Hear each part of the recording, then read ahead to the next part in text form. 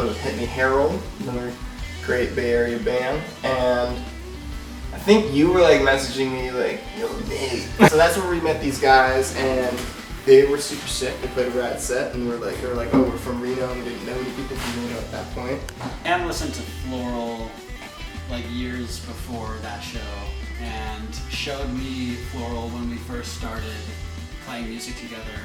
And not to get all soppy about it, is it soppy?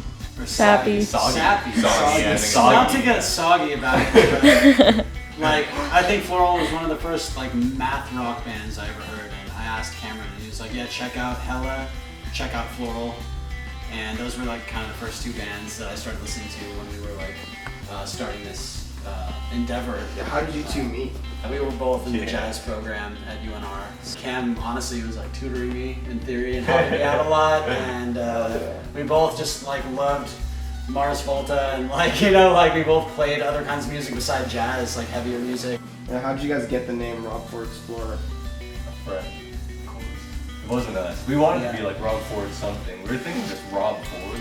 If you YouTube Rob Ford compilation, that inspired like The name. The Rob Ford compilation isn't a bad band name either. Yeah, that's pretty cool. Yeah.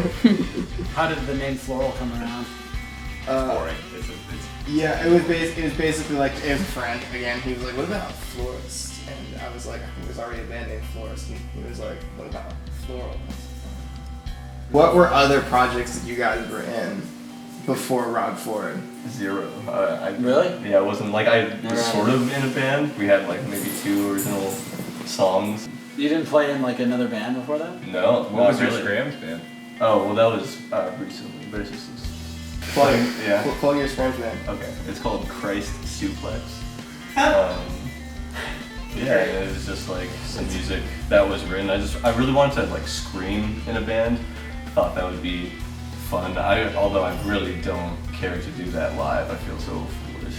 I played in quite a few bands leading up to my college career and stuff. And I started playing metal like as my first band was a metal band, and we were around for about like 5 years really. Oh yeah. Age 12 through 17 or 18.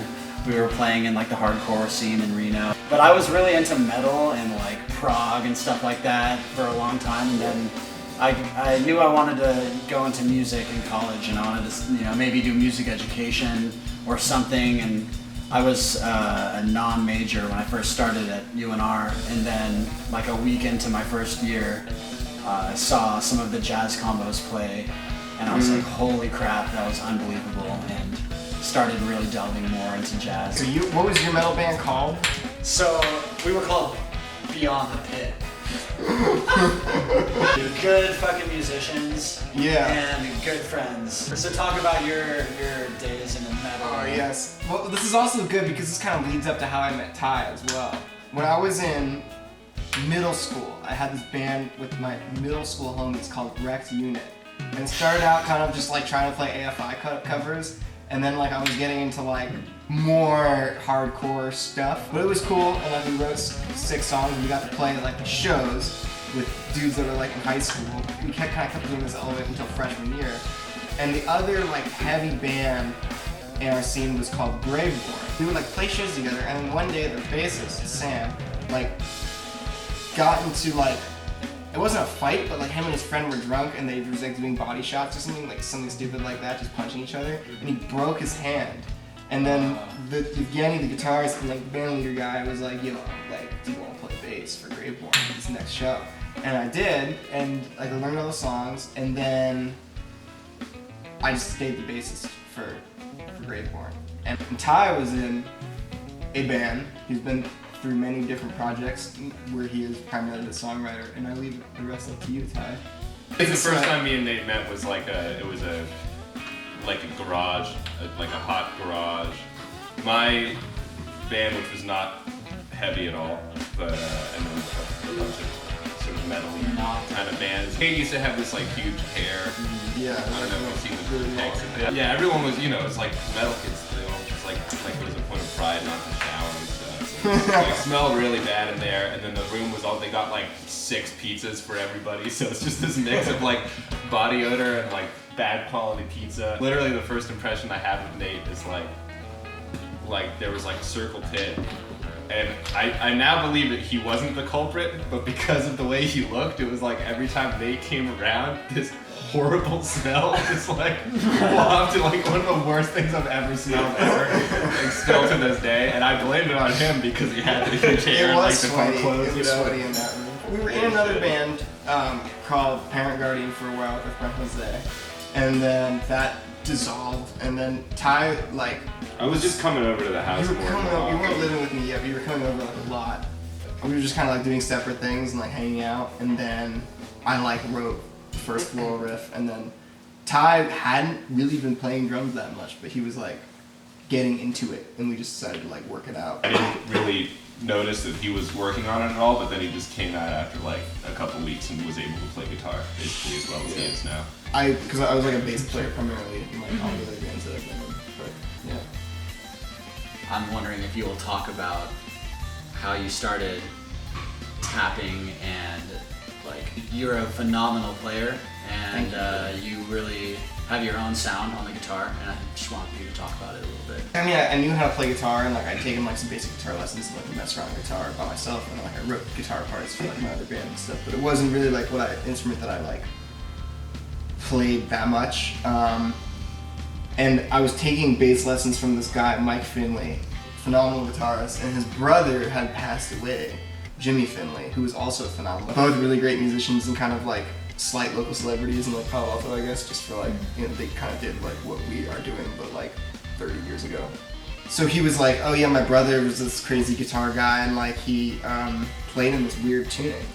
And I didn't really mess with other alternate tunings except for like Dadgad and stuff like that, and like I was definitely, that was part of the reason why I started playing guitar a lot more, was just like drop tunings, and my brain never really like was able to wrap itself around standards on guitar. Like on bass, it was all good. So he shows me the guitar, and it's in like the CG tuning, and I'm like, holy shit, like this is crazy. So yeah, it was just like me fucking around with that, and like I wasn't really great at like using a pick, so it was just sort of like fingerstyle, especially coming from bass, that made it a little like weirdly a little bit easier to like kind of learn. And like my mom being into like classical guitar. Since the band formed, how have your like style and influences changed? My music taste at that time just really influenced sort of what is now been the same thing that Floral does for like 6 years. So. We're a little more, like it's probably, the new stuff is a little more complicated than the first 2 records, but not by that much. Stylistically, well, I mean, even from like the first EP to the second EP, there's definitely differences. Like the first EP, it was like I was just kind of figuring out the techniques and stuff like that, and then the second EP, I felt more like we were actually like writing music. Overall, longer songs, more parts, sort of like just more mature. But honestly, I don't listen to like too much new music. It's more just found things that I really, really like and have really, really resonated with me, and I just listen to it so many times. So like Piglet, that was definitely the like one that got spun the most. Hella, yeah, I guess stylistically, it wasn't as much like tapping stuff on our first few songs. We were like a lot heavier, probably. Yeah, like punk, metal influence. Yeah, right, a lot of pick. I think more tapping came along, and our newer stuff, you're really like trying some new things from my perspective. Yeah, and the alternate tuning, like you were saying, like I played standard until this band. Like very, very recently, I've been messing around with alternate tunings, which is fun. It makes guitar like more exciting because you play and you write music on the guitar, kind of according to how it's tuned. Yeah. And it has like a huge influence on what you're gonna do. I feel like the purpose of standard tuning is to like eliminate that in a weird way, but it doesn't really. And if anyone's hungry, food is ready. Cool. Well, let's take a break. Perfect. Sounds good.